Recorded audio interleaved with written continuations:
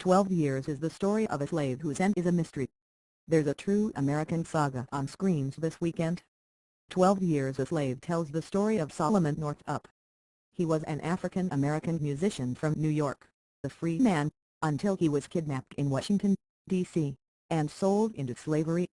After an unlikely rescue from a Louisiana cotton plantation, he returned home and wrote a memoir, first published 160 years ago.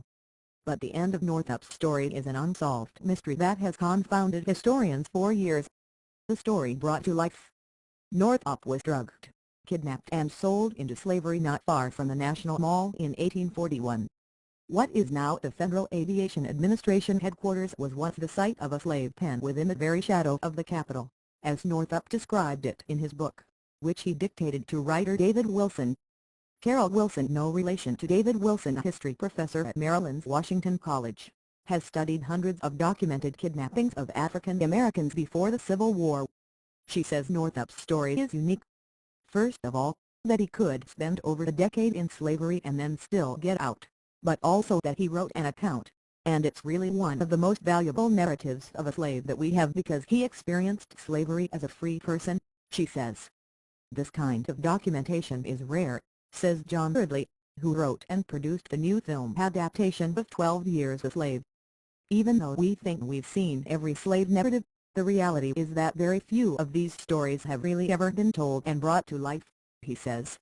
The film is a visceral portrayal of the brutality of slavery, so is the book.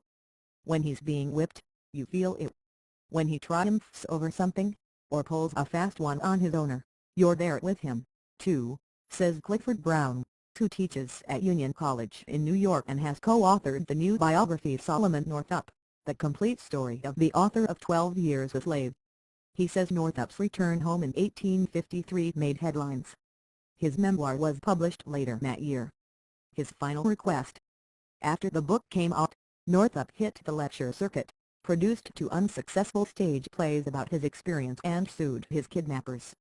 There is also some evidence that he helped fugitive slaves escape through the Underground Railroad. But by the end of the Civil War, Northup had disappeared from the public record. We know where his son is buried. We know where his father is buried. But we don't know where he's buried. It's a mystery, Brown says. Brown and his co-authors, David Fisk and Rachel Zeligmont, have tried to solve that mystery for almost 2 decades.